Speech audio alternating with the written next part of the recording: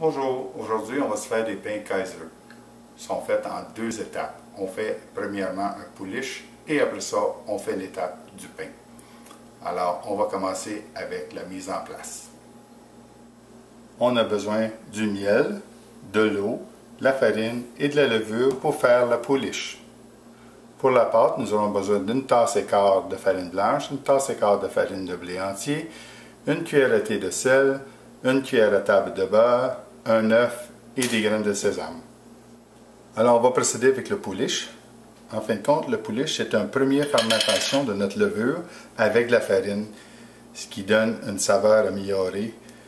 On commence par y mettre le miel qu'on dissout dans l'eau, une eau qu'on a réchauffée pour faire fondre le miel, alors une température d'environ 105 degrés, environ 15 à 20 secondes au micro-ondes. On ajoute à ça la levure qu'on mélange, un quart de tasse de farine non blanchie. J'emploie de la non blanchie parce que pour le pain, ça donne une meilleure saveur. Et puis le blanchissage, c'est en fait une étape de produits chimiques qu'on traite la farine pour la faire blanchir. Alors aussi, on évite à ce moment-là un traitement chimique avec l'aide d'un fouet. On mélange pour faire enlever les grumeaux. Voilà. On laisse aller ça pour 45 minutes jusqu'à temps que ça commence à monter et faire une belle mousse. Alors on se reverra tantôt. Nous allons maintenant procéder avec la pâte. Alors pour ça, on envoie le sel dans le fond du bol. On ajoute la farine de blé entier, la farine blanche, à titre d'information supplémentaire, un polish ou un levain, quelle est la différence? C'est certain que le levain, ça prend une semaine à se préparer. Le polish, c'est un peu un entre-deux. C'est un levain rapide qu'on peut utiliser en dedans de 1 heure à 12 heures selon la saveur qu'on veut qu'il développe. Plus on le laisse allonger en temps, plus il développera de saveur. Et on doit avoir du beurre fondu. Alors je vais fondre le beurre et je reviens. Après 45 minutes, c'est ça que votre levain devrait avoir là. On brasse l'œuf. On introduit le beurre. Et après avoir fait un puits dans le centre de notre farine, on y vide le beurre et l'œuf. On ajoute la levure. On abaisse la tête. On la barre. Et on part à la première vitesse. On peut simplement descendre la farine en grattant le côté du bol.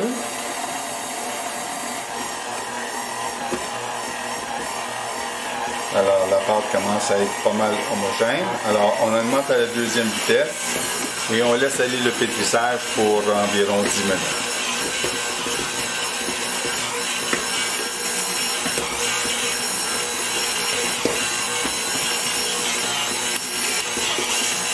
Nécessaire d'avoir un mélangeur pour faire cette recette. Vous pouvez réussir la recette tout en faisant la même chose avec un pétrissage à main d'une dizaine de minutes. Alors, c'est à vous de choisir si vous voulez utiliser un mélangeur ou si vous voulez simplement le faire à la vieille méthode, à la main.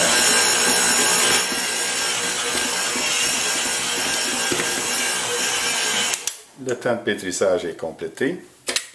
Nous avons une pâte qui est encore légèrement collante. Alors moi, j'y ajouterai à ce moment-là un tout petit peu de farine. Bref, environ une cuillère à thé.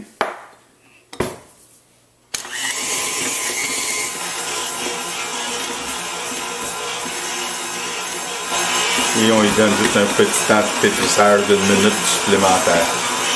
Pareil que si vous saviez sur votre comptoir, vous aviez déterminé qu'il est encore collante, vous rajouteriez un peu de farine.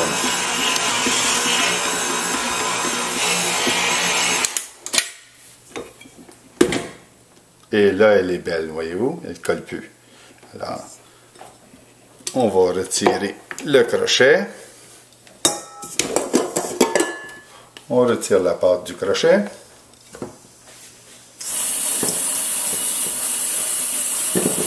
On se mouille un peu les doigts, comme ça on peut pétrir notre pâte pour lui donner la forme qu'on veut. Une petite touche d'huile. On tourne la pâte dans toutes les directions pour s'assurer de bien lubrifier. Et on laisse le joint dans le fond. On prend un linge humide, on couvre et on laisse reposer la pâte de 45 à 60 minutes jusqu'à temps qu'elle ait doublé. Si la température de la maison est environ 24 degrés, c'est beau, on la laisse directement sur le comptoir. Si c'est inférieur à 20 degrés, je vous recommanderais de la mettre dans le micro-ondes avec la porte entrouverte de façon à ce que la lumière soit allumée ou dans le fourneau. Alors, pour l'instant, j'ai une bonne température à 24 degrés, alors on va la laisser pousser sur le comptoir. Bon, notre temps de repos est fait, alors on va vérifier ça. Oh, on a une belle pâte. On en met un peu de farine sur notre plan de travail. On y sort la pâte. Alors ici, on fait juste tourner notre pâte un peu dans la farine. Alors, on va décider si on fait 4 ou 6 pains. Alors, on va y aller pour 6 pains aujourd'hui. À ce moment-là, on coupe en plein centre, en 3 parties chaque côté, ce qui donne à peu près 6 pains égales. On va nettoyer notre comptoir pour avoir le moins de farine possible dessus, ce qui fait que ça va faciliter l'étirement de notre pâte. On doit l'étirer environ 15 pouces et on fait un nœud.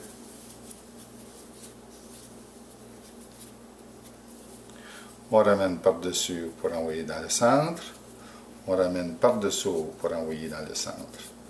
Et on pince la pâte ensemble. On fait le boudin de 15 pouces. On passe la pâte dans le centre. Et l'extrémité qui reste ici, on la ramène dans le centre. Et l'autre extrémité, on la ramène par en dessous pour passer dans le centre. Et on pince les deux ensemble. Voilà. Déposez vos pâtes sur un plat qui a été préalablement recouvert de papier parchemin. Et on couvre et on laisse pousser pour qu'il ait doublé, soit de 30 à 45 minutes. Après le levage, on a simplement badigeonné avec un peu de lait, mis des sésames dessus et on l'a enfourné. Voici le résultat après 17 minutes de cuisson. Et bon appétit!